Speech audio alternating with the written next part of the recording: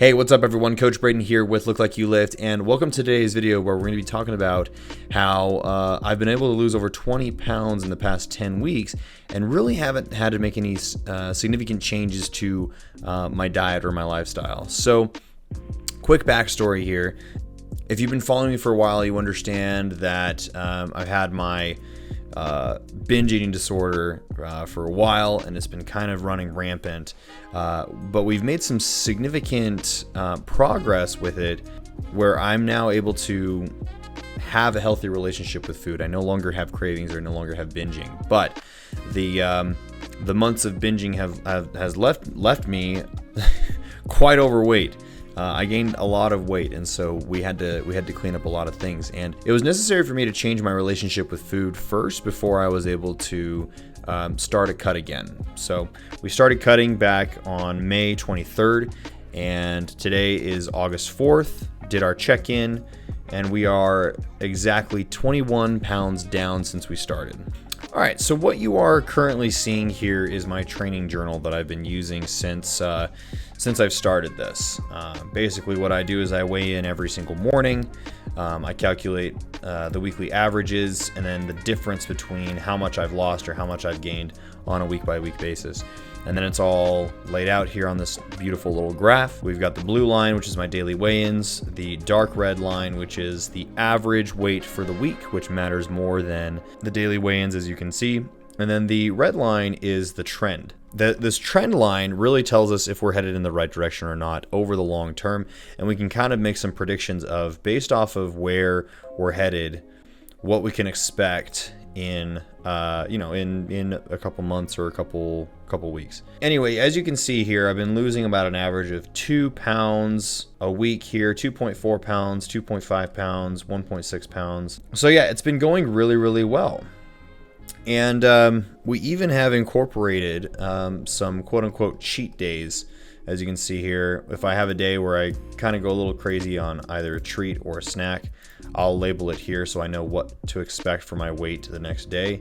And as you can see, even with the cheat days or going off plan completely, there's a bit of an influx in weight from time to time, but the weight comes right back down. So these are all really, really good signs. I've been taking progress pictures along the way as well, as you can see. So I started with taking pictures every week, and that kind of got a little discouraging. So I've been moving to taking pictures once a month. So this is where I started, as you can see, bloated, fat. So yeah, that's basically where we started here. And this is this morning. Okay, so you may not see that big a difference if you're just looking at my belly, which we already know if you've been watching my other videos that you're not going to see much of a difference in your belly until the very last stages of your weight loss journey, simply because your fat comes off the belly area last. It's always the last place to go, unfortunately. You know, I can get kind of discouraged from looking at these pictures, saying that, oh my gosh, my abs aren't showing through, but what we're looking at is actually everything else. We're looking at the fat on the we're looking at love handles, we're looking at belly, we're looking at arm and leg definition. So as you can see here, we got quite a round shape in the midsection, but if you look down here, it's come in quite a bit, and there's more leg definition, as you can see, more of a taper. So we're headed in the right direction. We're headed in a really good direction, so I'm not too concerned about that. It's only a matter of time. I would like to get myself down to 185, 190. I'm currently 207 this morning. So yeah, we've got about, between 17 and 22 pounds left to go. So with an average weight loss of 1.8 pounds per week, let's say that we need to lose another 80 pounds or 20 pounds. That's about 11 more weeks of cutting, and then we're done. So not too bad. So anyway, so this is my essentially how I structure my meal plans, and this is how essentially all of my guys who are on structured meal plans, this is what their plan looks like as well. So as you can see, this is what my calories looked like back on the 20th. Estimated calories are over here on this side. But what matters more is the actual food quantities. That matters a lot more than the actual calories themselves, which we talked about before. And then down here, my daily requirements. So I started with 8,000 steps a day, cardio 25 minutes 3 times a week. Now, the reason why I'm doing 25 minutes of cardio 3 times a week is not necessarily for the weight loss. It's actually because I want to get more agile, and I don't like being so clunky. And so I've really enjoyed being able to run again, being able to move around more. So that's why that's there. And heart health, really. I mean, I've been struggling with blood pressure issues, which I'm good now, totally fine. But I've been having blood pressure issues, and so this has been helping keep my heart happy. So, and as you can see, once things start to slow down a little bit, we make a change. Not a drastic change, but last change that we made was, so that lasted about 2 weeks. Then on the 4th of July, we made more changes. As you can see, just took some food away, increased the steps a little bit. And then the last change that we made was back on July 12th. And this has been working really, really well for me. As you can see, 10,000 steps, 25 minutes a week. And this is how much food. And I haven't made any changes since July 12th. So we're coming up on almost a month and no changes to my diet. And I'm down 20 pounds. I'm pretty happy about that. And I haven't even been following this 100% because I have been having like a weekly treat. Yeah, I haven't really been sticking to it as diligently as I should be. But, as you can kind of see, we're hitting a little bit of a plateau this week. And so what that means is, okay, the next change is just cutting out the treats and just sticking to the meal plan 100%. That's an easy change that we can implement. We're not going to make any other changes. So I wanted to show you guys this because I think a lot of people, both my clients and, just regular people, is they get excited to change things. They get excited to implement new things week after week after week. And the problem with making changes too early or too soon or unnecessarily is you run the risk of completely screwing up your cut. If you bring calories down too low too fast, if you cut too much food away, if you add in too much cardio, if you change too many variables at once, you will screw up your diet and it will suck. Let me show you another example of what you should not do in your cut. So you've seen what cutting correctly looks like. So 20 pounds down, another 20 pounds to go. Really not making any drastic changes, just a couple adjustments. And then once you have an adjustment made, ride it out as long as you can. Let me show you what making too many adjustments too fast looks like. So this is the data that was used for my cut where I had to prepare for a photo shoot, and I did things wrong. I did things too fast because I was stressing out and worried about not being in good enough shape in time for the show or for the photo shoot.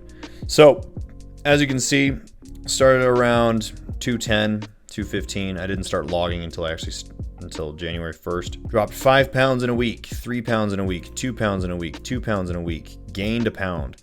So I see this huge drop off in weight, and you can't help but feel excited about this. Wow, sick, this is working.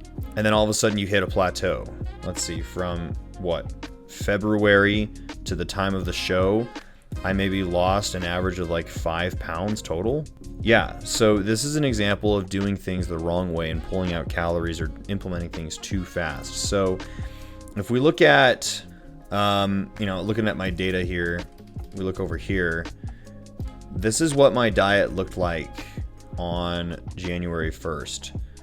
2,300 calories on training days and 2,000 calories on rest days. Again, pulling calories down way too low, way too fast, thinking that's going to help me to get leaner faster.